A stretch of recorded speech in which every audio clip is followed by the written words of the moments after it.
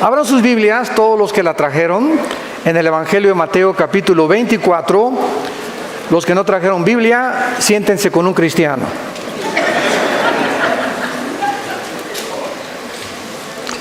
Venir a la iglesia sin Biblia es como ir a jugar fútbol sin pelota. Así que pues hay que venir, ¿verdad?, armados hasta los dientes con la palabra de Dios. En Mateo capítulo 24, versículo 32 al 35, que va a ser la base de nuestra conferencia, vamos a sentar una base única para recordar que si alguien puede preguntar ahorita en el mundo, ¿nos encontramos en la última generación o realmente estamos muy cerca ya del próximo evento profético que se titula el arrebatamiento de la iglesia? Cuando el último emperador de Rusia, Nicolás, le preguntó a un misionero cristiano: dígame usted una prueba de que Dios existe. Y este misionero simplemente escogió una palabra para demostrar la existencia de Dios. Y esta palabra es Israel. Israel. Y durante todo este tiempo, ¿verdad?, desde el 14 de mayo de 1948, que este año se cumplen 70 años del establecimiento libre, soberano, independiente de una nación que fue formada en un solo día.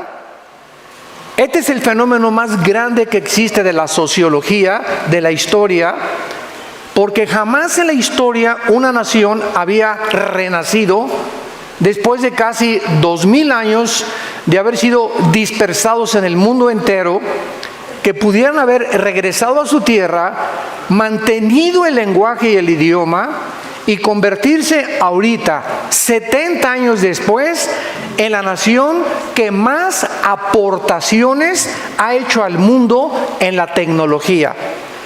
Si tú traes un UPS o traes un Way, ¿verdad?, lo inventaron los israelíes. Si tú conoces ahorita esa píldora que te puedes tomar sin que cause ningún daño e investigar todo tu sistema gastrointestinal para saber qué tienes dentro de tu estómago, lo inventaron los israelitas. El 65% de los premios Nobel han sido de judíos. Y la pregunta normal es: ¿qué acaso son superiores a los italianos, a los árabes, a los mexicanos, etcétera, etcétera? De ninguna manera. Simplemente cuando venimos a la Biblia encontramos que de todas las naciones que iban a poblar el mundo, ahorita somos aproximadamente 200 naciones, de acuerdo a las Naciones Unidas. Dios escoge a la nación más insignificante. Por ejemplo, en Sudamérica la nación más pequeña es Uruguay. Y Israel cabría más de 30 veces en Uruguay, para que tengan una idea de lo pequeña que es. Rodeada de más de 300 millones de multimillonarios árabes que están con todo el petróleo del mundo. Porque los árabes poseen el 65% de las reservas petroleras del mundo entero. Así que es increíble cómo puede haber escogido Dios un minúsculo lugar geográfico para que a través de este lugar geográfico, más que cualquier cosa del judaísmo, pudiera la atención del mundo, antes de que Cristo regrese en cualquier momento, concentrarse en los medios de comunicación, en los periódicos, en la televisión, en esta nación. Es increíble que hace algunos meses el presidente de Estados Unidos determinó que la embajada que tiene Estados Unidos en Tel Aviv sea movida a Jerusalén. ¿Por qué? Porque Israel es la única nación en el mundo que no se le ha permitido tener las embajadas en su mera capital y en su ciudad. Entonces, hay un fenómeno impresionante moviéndose, y ahora el 14 de mayo próximo, el mes que entra, un mes y medio que entra, se van a cumplir 70 años del establecimiento de la nación de Israel. Y hace 2000 años Jesucristo dijo estas palabras en Mateo 24, 32 al 35, como la señal más grande de todas las que hay para saber en qué tiempo de la historia nos encontramos. Y dice así: de la higuera aprendan la parábola. Cuando ya su rama está tierna y brotan las hojas, sabéis que el verano está cerca. Así también vosotros, cuando veáis todas estas cosas, conoced o sépanlo, que está cerca, a las puertas. De cierto les digo, no pasará esta generación hasta que todo esto acontezca. El cielo y la tierra pasarán, pero mis palabras no pasarán.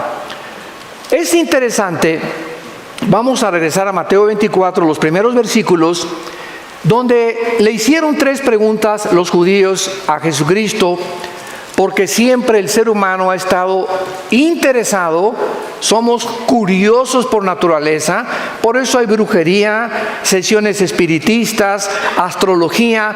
Siempre queremos saber, ¿verdad?, qué va a pasar, con quién me voy a casar, si me puedo comunicar con el espíritu de Cuauhtémoc, con mi mamá que se murió. Estamos tratando de penetrar la dimensión espiritual de alguna forma, estamos interesados, cualquier noticia del futuro nos comienza a perturbar, etcétera, etcétera, porque quisiéramos saber el futuro de alguna forma, por la curiosidad. Pero muchos de ustedes, si conocieran el futuro realmente, bíblicamente, yo les aseguro que no les gustaría conocerlo.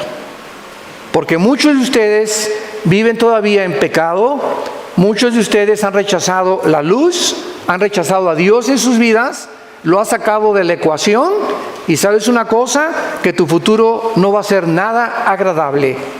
Porque Jesucristo estableció claramente que no hay purgatorio, no hay transmigración de las almas, no hay reencarnación. El día que muramos, no hay más que 2 lugares a donde tú pasarás y yo también la eternidad: en la presencia de Jesús o en el infierno. No hay ningún otro lugar intermedio. No hay más que el lugar de las recompensas y el lugar del castigo eterno. Hace algún tiempo una viejita me dijo: es que yo no creo que Dios vaya a mandar a nadie al infierno. Dios es bueno y misericordioso. Y yo le contesté a esta viejita: amén, amén. Dios no va a mandar a nadie al infierno, ellos se van a ir solitos. De tal manera amó Dios al mundo que ha dado a su Hijo unigénito, para que cualquiera de ustedes no se pierda, mas tenga la vida eterna. Entonces tú tienes esta vida como un agente moral responsable de tus acciones, de tus pensamientos y de tus palabras. Algún día le vas a dar cuentas a Dios. Lo quieras creer o no lo quieras creer, te puedas burlar, puedas ir comiendo chicle, puedas salir por esa puerta hoy como entraste, pero recuerda que Dios te da la oportunidad para muchos hoy de arreglar tus cuentas con Dios y tratar de poder establecer el destino eterno donde pasarás la eternidad. En Mateo 24, versículo 3, estando sentado Jesús en el monte de los Olivos, los discípulos se le acercaron aparte diciendo: dinos, número 1, ¿cuándo serán estas cosas? 2, ¿qué señal habrá de tu venida? Y 3, y del fin del siglo. 3 preguntas acerca del futuro le hicieron a Jesucristo. En aquel tiempo, cuando los discípulos le preguntaron a Cristo estas preguntas, la Biblia no estaba completa. No se había terminado hasta un siglo después, cuando murió el apóstol Juan a los 93 años. Entonces, los discípulos, cuando Jesús vino, estaban interesados en el reino. Porque todo el Antiguo Testamento, desde 2 de Samuel 7, Dios prometió que el reino no iba nunca a detenerse a través de David y de Salomón. Entonces, cuando Jesús viene, y comienza él a manifestar señales milagrosas. Los discípulos creyeron que era el reino que estaba profetizado en el Antiguo Testamento. Entonces, cuando Jesucristo, el día domingo de Ramos, que fueron 4 días antes de su muerte, de acuerdo a Éxodo capítulo 12, la cronología de la muerte de Cristo tenía que ser paralela al día de la Pascua que estaba establecido en Éxodo capítulo 2. Entonces, cuando Jesucristo entra a Jerusalén en un burrito, y todos los grandes conquistadores siempre llegaban en caballos blancos, con la diadema de la victoria, y porque eran los que habían triunfado. Y Jesús entra en un burrito y se baja del burrito y comienza a llorar enfrente de Jerusalén. Y entonces él pronuncia estas palabras: Jerusalén, Jerusalén, que matas a los profetas, ¿cuántas veces te quise reunir como la gallina a los pollitos y tú no quisiste? Qué lástima que no has conocido el tiempo de tu visitación. Entonces los discípulos comenzaron a alarmarse, porque dijeron: bueno, entonces ¿no eres tú el profeta que los profetas del Antiguo Testamento dijeron? ¿Que no veniste a liberarnos de Roma, del yugo de los romanos?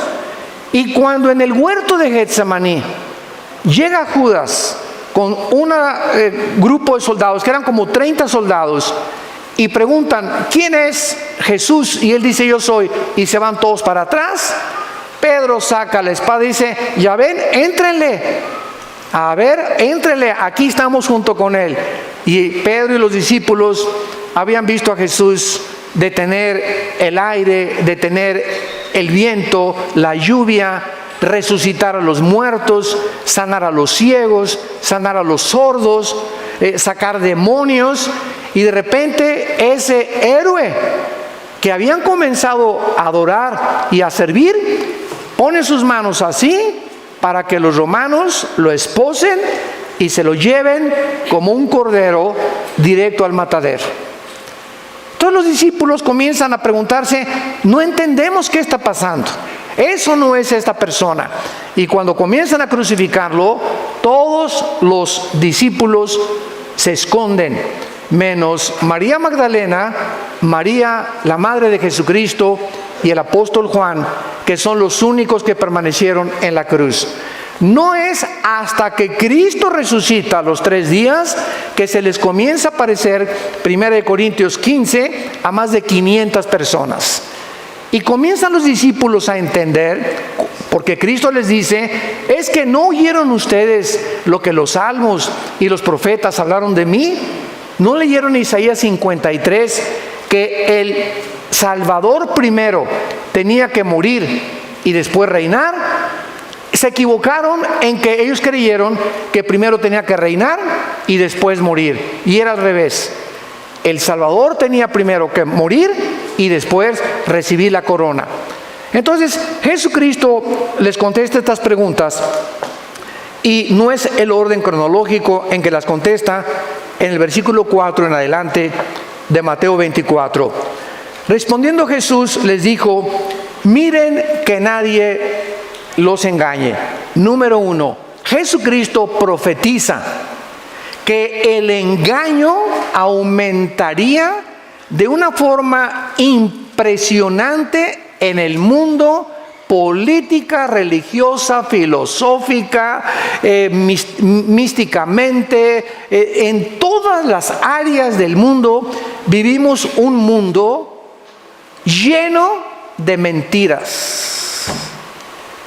Vivimos un mundo donde la gente ahorita cree que tener dinero ya me va a sacar de pobre, o tener una buena profesión, o tener esta carrera, o ser diputado. No me importa a quién mate y a quién me lleve entre los pies, yo quiero ser presidente municipal o gobernador, etcétera, etcétera. Vivimos en un mundo donde dice la Biblia que hay un velo que cubre a las naciones.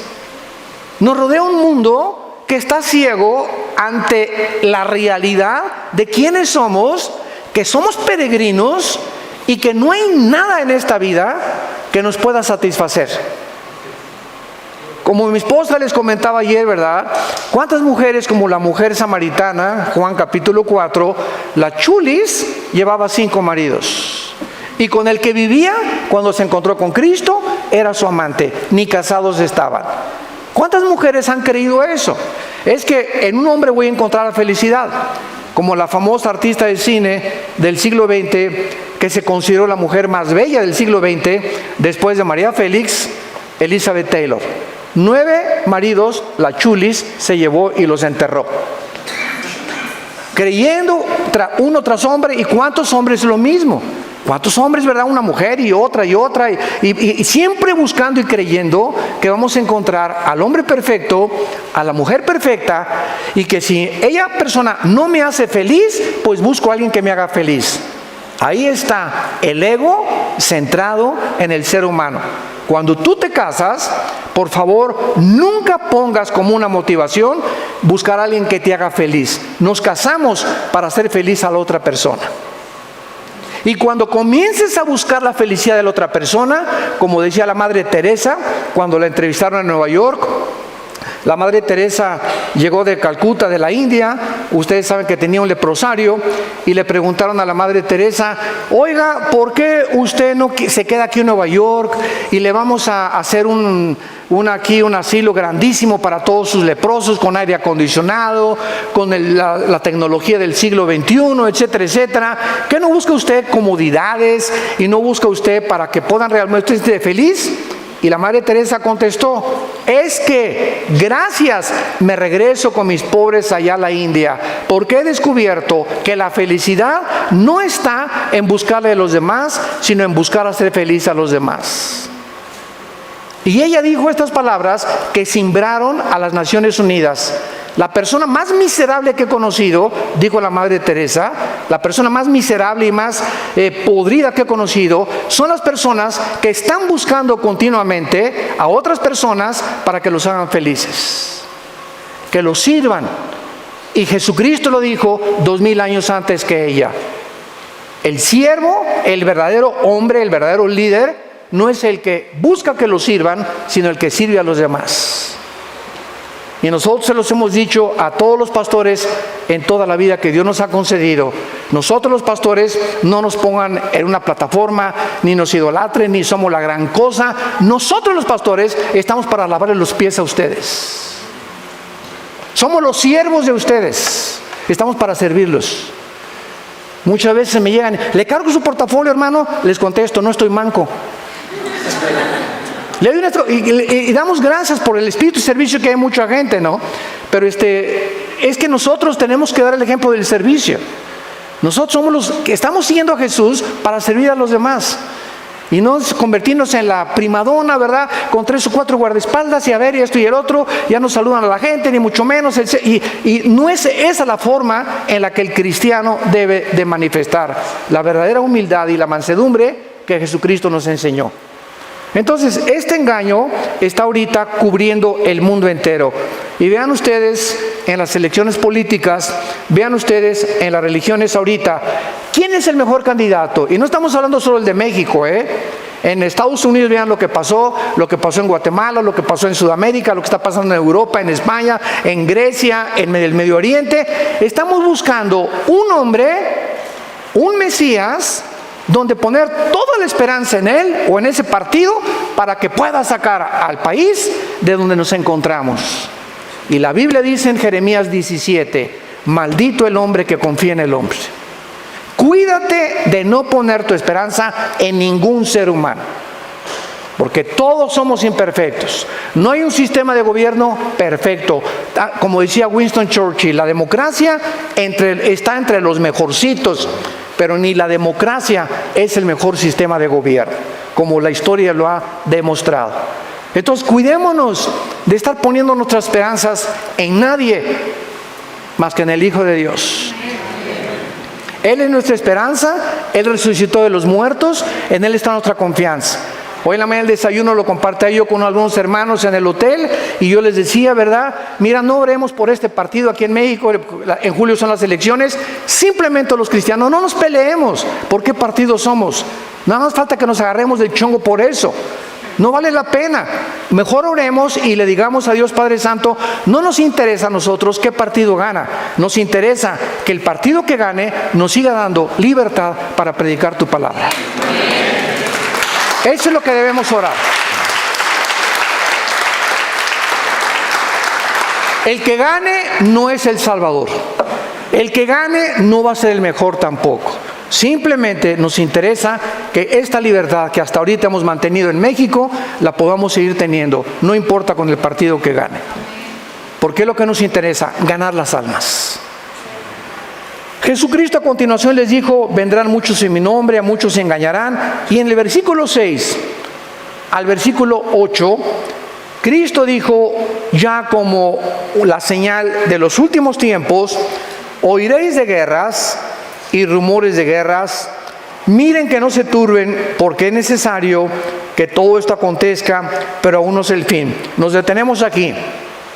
De acuerdo al Instituto para la Investigación de la Paz, en Suecia, Estocolmo, de los 6,000 años aproximados de historia que tenemos, han habido solamente 25 años de paz. En 6,000 años de historia, desde Adán hasta nuestros días, no estoy hablando de la edad de la Tierra. La Tierra tiene aproximadamente entre 13 y 15 billones de años de antigüedad. Pero el ser humano tiene aproximadamente 6,000 años de historia de poblar este mundo. En otras palabras, la historia de nosotros son guerras. Guerras tras guerras tras guerras, revoluciones, golpes de Estado, divorcios, padres contra hijos. Si no hay guerras, los hijos contra los padres, contra el vecino. Siempre ha habido esta fricción entre nosotros los seres humanos. No hemos podido vivir en paz en 6,000 años de historia. Entonces Cristo, cuando dice, oirán de guerras y rumores de guerras, pues decimos, bueno, siempre ha habido guerras. ¿Cómo puede hacer esta una señal? El versículo 7 lo aclara. Porque se levantará, aquí ya nos despeja la incógnita, nación contra nación, reino contra reino, y habrá pestes, hambres y terremotos en diferentes lugares. Nunca a través de toda la historia y de todas las guerras que han habido hasta 1914 del siglo pasado, pudimos ver la Primera Guerra Mundial. Hasta 1914 se juntó nación contra nación, reino contra reino. Siempre ha habido guerras, una nación contra otra, los asirios, los egipcios, los babilonios, los medos persas, que ahora es Irán, los griegos, los romanos. Siempre ha habido guerras. La guerra, esta simplemente el año pasado, el siglo pasado, la guerra del Golfo Pérsico que sacaron a Kuwait en 1990, la guerra de 1973 contra Israel, la guerra de los 6 días 1967, y así tenemos todo el siglo XX, ¿verdad? Después de las guerras mundiales, con rumores de guerras. Y ahorita nos encontramos, hoy en la mañana estaba viendo yo el CNN, las noticias, pues ya Irán amenazó a Israel que lo quiere bombardear. Trump no sabe si ir al Medio Oriente, va a mandar al vicepresidente porque hay una amenaza de una explosión nuclear. Y ahorita se están conociendo las intenciones de tu padrino Kim Jong. Ya sabes quién es, ¿verdad? El jefe de Corea del Norte. Es el tercero de su generación de una familia de desequilibrados mentales. Es un muchacho de 33 años que de alguna forma todos dicen, oye, ¿los viste que chocaron la mano Kim Jong con el presidente de Corea del Sur y ya no va a haber guerras, ya se van a desnuclearizar, ya no va a haber nada de nuclearización y van a hacer un pacto entre ellos? Y todo el mundo se va con el engaño y con la finta, por el amor de Dios, Virgen del Socorro. ¿Sabes lo que está sucediendo detrás de toda esta pantomima que vemos? ¿Sabes lo que está sucediendo? ¿Por qué se militarizó la frontera con Estados Unidos por el presidente Trump y ya mandaron a la Guardia Nacional? Aparentemente es que por los inmigrantes. Aparentemente es porque este señor ya no quiere mandar bombas nucleares. ¡No! Estamos ciegos. Todo es una pantomima, todo es una cortina de humo. Lo que este hombre lo que quiere hacer es lo siguiente: En Corea del Sur hay 36,000 soldados norteamericanos estacionados en Corea del Sur. Más de hace 25, 30 años que Estados Unidos mantiene esta cubierta de soldados por si Corea del Norte los ataca. Kim Jong sabe que si él ataca a Corea del Sur, Estados Unidos entra a la guerra y los defiende. Y ahora con el despliegue que hizo Trump en Corea del Norte, amenazando y diciendo, ¿verdad? Mandaron submarinos, mandaron portaaviones, como que ya se apaciguó y le bajó 3 rayitas. Y dice Kim Jong, ¿verdad? El dicho de toda la historia: a tus enemigos, tenlos cerca. Entonces, él sabe, ¿se acuerdan ustedes de la historia del caballo de Troya? Cuando los troyanos entraron, ¿verdad?, en un caballo, pues es la moraleja. Él está haciendo un pacto para introducirse más y más a Corea del Sur. ¿Qué va a pasar ahora? Pues Estados Unidos ya no va a amenaza nuclear, comienza a sacar a los soldados norteamericanos de Corea del Sur. Y eso es lo que él está esperando.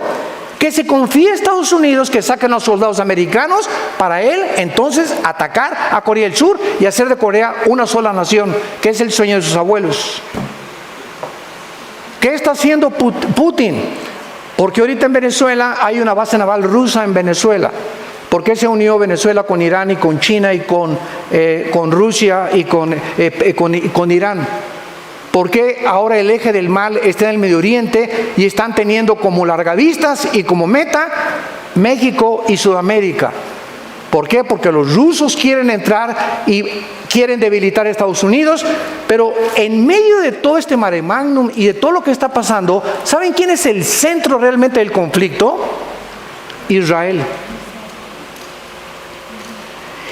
Estados Unidos, desde 1945, que se constituyó en el poder más grande y en la supremacía política, económica y militar, ha defendido a Israel. Entonces, gracias a Dios, ¿verdad?, que hasta ahorita Israel ha sobrevivido. Es un milagro la sobrevivencia de Israel. Los árabes saben que si Estados Unidos se debilita, ¿por qué creen que fue el ataque a las Torres Gemelas? No fue contra Estados Unidos. Están comenzando a debilitar a Estados Unidos, porque si Estados Unidos decae, como ya está decayendo, y el dólar está en 18, subió la gasolina ya en Estados Unidos, ahorita es un mare magnum en la Casa Blanca, etcétera, etcétera, una bola de líos por aquí y por allá. Cuando se debilita Estados Unidos, Israel queda sola. Y de acuerdo a la profecía de Zacarías, apúntalo, capítulo 12, versículos 2 y 3, y Jerusalén se va a convertir en la manzana de la discordia del mundo, y va a ser Jerusalén la razón donde se prenda la mecha de la próxima tercera guerra mundial. Entonces todo eso está enfrente de nuestros ojos. Decía un gran hombre de Dios, Dwight Pentecost: cuando vamos a un estadio y vemos que salta el América al campo y saltan las Chivas, claro que siempre gana el América, ¿verdad? Bueno, no nos peleamos por eso. Cuando saltan los dos equipos, sabemos que el partido va a comenzar. O el Barcelona y el Real Madrid, aunque siempre gana el Barcelona también. Bueno, cuando saltan los jugadores, sabemos que el partido ya va a comenzar. Entonces dijo Pentecoste, este hombre de Dios, este teólogo del Seminario Teológico de Dallas, que cuando veamos a los protagonistas que este libro, que se llama la Biblia, nos menciona que ocuparían el protagonismo y los encabezados del mundo, como son Rusia, Irán, Turquía, que se acaba hace 2 semanas de unir a Rusia y a Irán para hacer un triunvirato con las naciones musulmanas, sabemos que el partido va a comenzar. O sea, los jugadores, los protagonistas, las naciones que hace 2500 años los profetas hebreos profetizaron que tomarían participación en la última guerra del mundo, ya están delante de nosotros. Y Jesús nos lo dijo para que cuando suceda no se espanten, para que se preparen, para que levanten erguid vuestras cabezas, para que tomemos en serio a Dios, que estamos más cerca de lo que nos imaginamos y que el tiempo se nos acabó. Es hora de ganar las almas, es hora de santificarte, es hora de serle fiel a tu esposa, de serle fiel a tu esposo, es hora de que entendamos que el tesoro más grande que Dios nos ha dado es la familia. Es la familia, el tesoro más grande que Dios nos ha dado. Y las familias somos el centro y la base de la sociedad. Es hora ya de dejar de jugar a Dios y al cristiano. Es hora que tomes en cuenta a Dios y que te pongas serio con Dios. Y que seas un estudiante de la Biblia, un discípulo de Jesucristo. Y que de verdaderamente podamos entender que sin santidad nadie verá a Dios. Ahora bien, en Mateo 24 que acabamos de leer, después de todas estas señales, pestes, hambres, terremotos, de acuerdo al Instituto de Sismología en Boulder, Colorado, siempre ha habido terremotos, siempre ha habido huracanes, siempre ha habido tornados, siempre ha habido tsunamis, pero no desde 1976. Hace 35, 40 años, que están, y más en el siglo XXI, nunca había habido tantos ataques de la naturaleza contra nosotros. Parece que vivimos un mundo donde la naturaleza se ha vuelto nuestro enemigo. Y lo voy a explicar por qué. Esto es bíblico también. Nunca ha habido los tornados que ahorita hay, nunca han convergido incendios, inundaciones, terremotos, tornados, tsunamis, como en los últimos 25 años. Jamás ha habido el grado 8.5 como el que hubo en Chile hace poco, que casi mueve el eje de la Tierra, que tiene 23 grados de inclinación sobre su eje, la Tierra, que es una inclinación 23 grados y medio perfecta. La Tierra no puede moverse un grado menos o más, porque entonces se congelarían los polos, la vida no podría existir. Todo esto está sucediendo en un mundo donde todos están ciegos, todos a hacer dinero, mira la chava, la pornografía, a esto y el otro, el poder, la fama. El mundo está engañado completamente. Y Jesucristo dijo, como un lazo vendrá sobre la tierra y para muchos será demasiado tarde. No entendieron como en los tiempos de Noé. Veamos ahora esta famosa señal de la higuera y la importancia que tiene. En Mateo capítulo 21, en los tiempos de Cristo, todos los varones tenían que venir a Jerusalén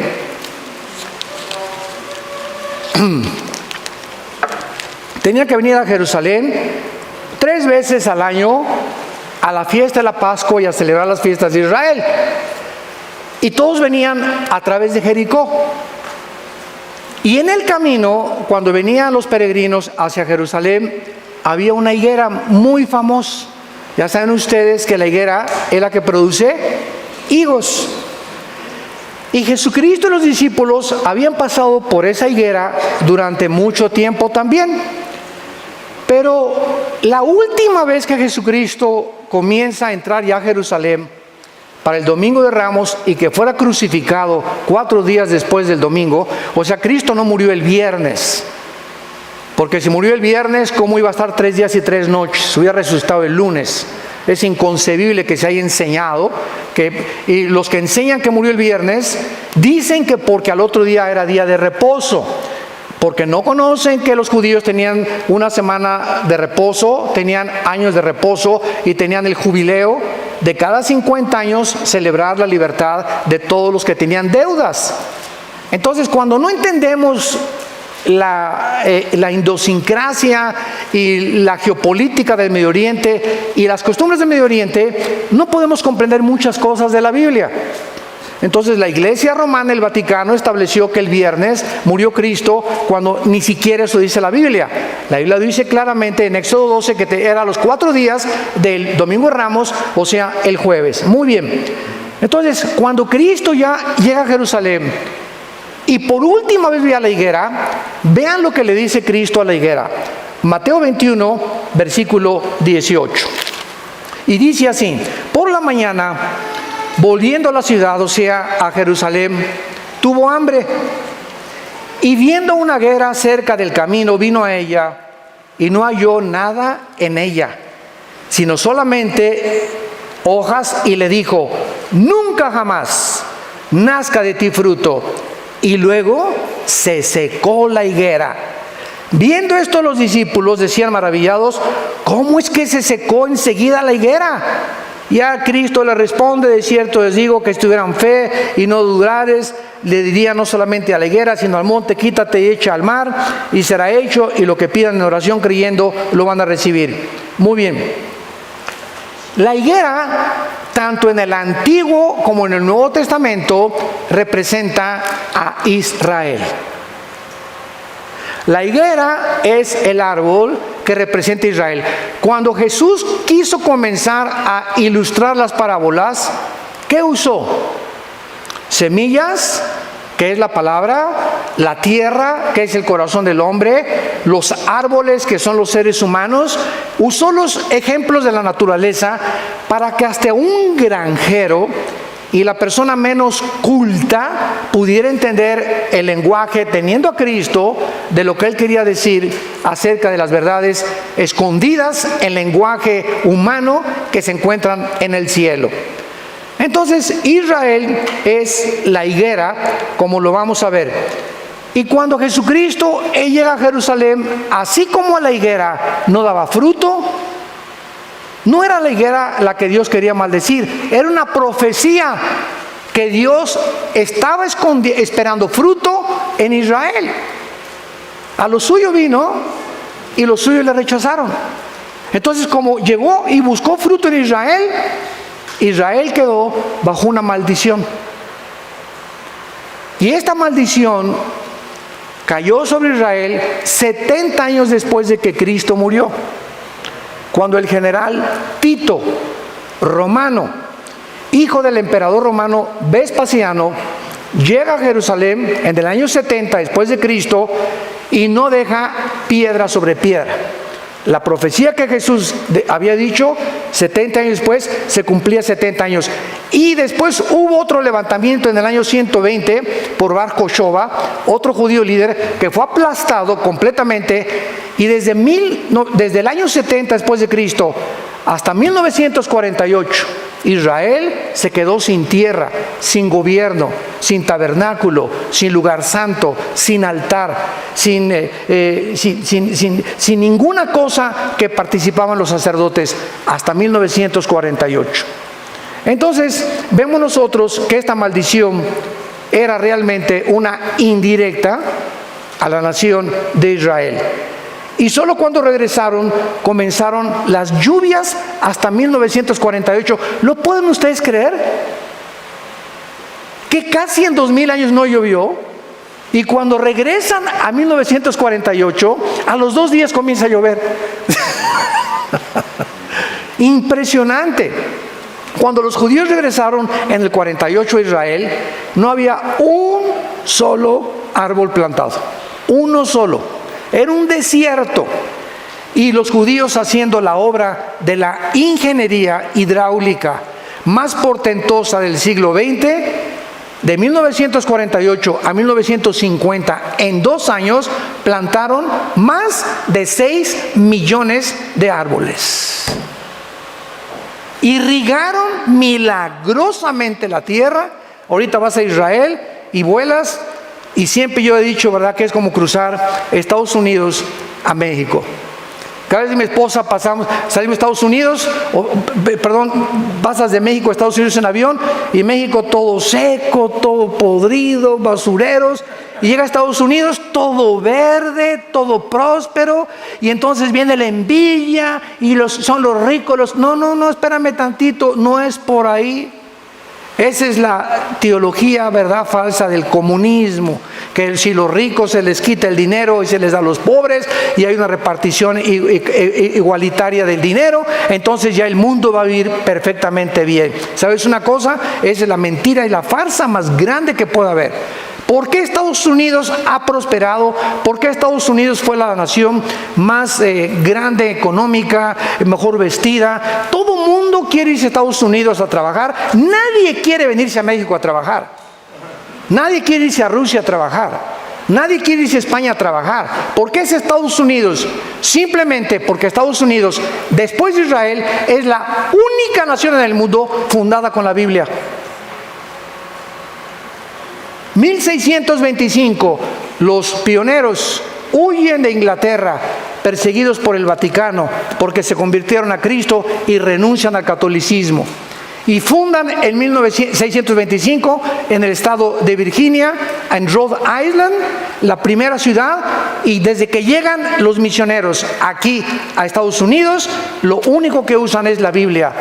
Y hasta este momento, en cualquier tribunal de justicia de Estados Unidos, no juran sobre el Corán, no juran sobre el Tripitaka de Buda, no juran sobre el libro de los Vedas de los persas, todos juran sobre la Biblia. Esto es verdad y nada más que la verdad, y a la verdad me someto. Es el juramento que hacen todos. Y cuando ponen su mano sobre la Biblia, hay de aquellos que sean agarrados en perjurio, como agarraron al presidente Clinton cuando negó que había tenido relaciones con la muchacha esta y casi pierde su presidencia. Entonces, ¿y aquí a México quiénes llegaron? Virgen de todas las vírgenes. Aquí a México no llegó el evangelio, llegó, ¿verdad?, una religión nada más. Se mezclaron con los indígenas, hubo un sincretismo entre brujería, religión y paganismo. Y pasaron muchos años, hasta 1895, en el siglo XIX, los primeros misioneros que llegaron a México comenzaron a poblar Tabasco y Guerrero y los mataron. Fueron misioneros presbiterianos. Escuchen esto, y hasta 1975-80, en la República Mexicana, la clase media alta comenzó a ser ganada con el evangelio. En 1980 tú decías soy pastor y te decían ¿dónde están tus chivos? Nadie entendía lo que es ser un pastor. Y eran considerados personas iletradas, incultas. Oye, si tú eres pastor, pues ¿dónde están tus ovejitas? Y tú a Estados Unidos y un pastor es mejor que un ingeniero, mejor que un abogado, mejor que un licenciado, por el crédito que tienen, por la personalidad que manifiestan ellos y por el respeto que la gente les tiene. ¿Por qué? Porque después de casi 300 años, 50 años que nos llevan en cultura y en todo, estamos atrasados aquí en Latinoamérica, más de 400 años, en todos los aspectos. Y ahí nace la envidia, porque es lógico. Toda excelencia de obras, toda nación que prospere es la envidia de los demás. Cómprate un carro nuevo y te van a envidiar tus vecinos. Vístete china poblana y la que baila jarabe tapatío te va a envidiar también. Destaca o triunfa en la vida y tendrás un cúmulo de envidiosos que comiencen a hablar mal de ti. ¿Por qué? Porque no soportamos que alguien sea mejor y que alcance el éxito mejor que nosotros. Hay algo que me puso los pelos de punta hace poco cuando vi un artículo de las famosas que se consideran las muchachas más bellas del mundo, de Victoria's Secret, que es una marca para ropa de mujer. Y entonces sacaron la vida de ellas en la privacidad. Y los reporteros dijeron que es impresionante que entre estas muchachas, que son como 8 o 10, las que escogen supuestamente con las mejores caras y los mejores cuerpos del mundo, entre ellas se odian con odio jarocho. Es una envidia entre ellas mismas, quién es la más bonita. Y yo soy más bonita que tú. Y hasta le quiso poner algo en el café a la otra persona para que se durmiera y no se presentara al concurso. De la envidia que tienen entre ellas mismas.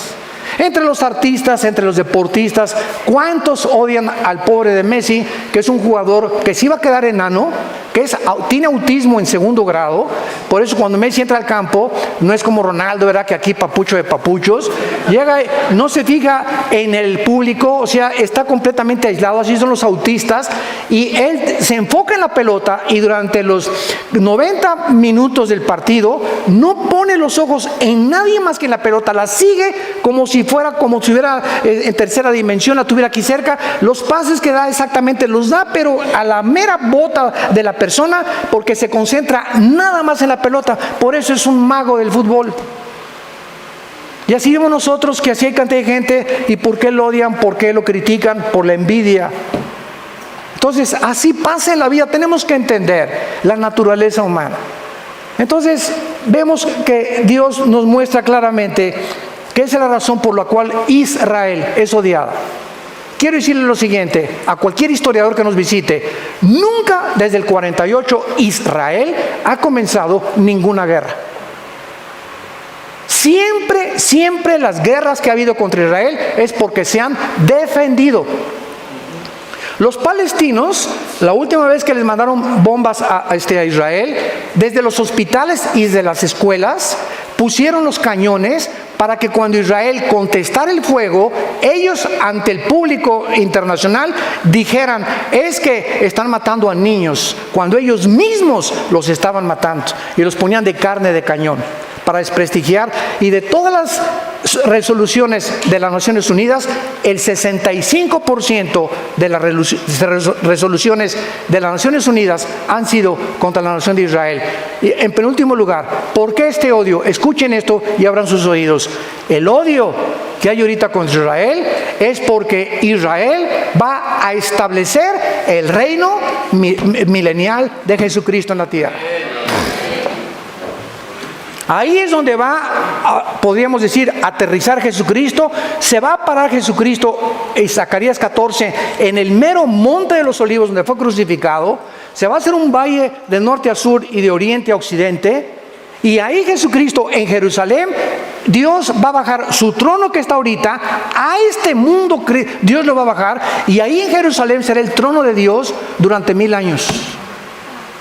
Entonces el diablo, los poderes de las tinieblas, están enojadísimos, tratando de impedir que venga Jesucristo, porque el diablo, dice Apocalipsis 12, tiene los minutos contados.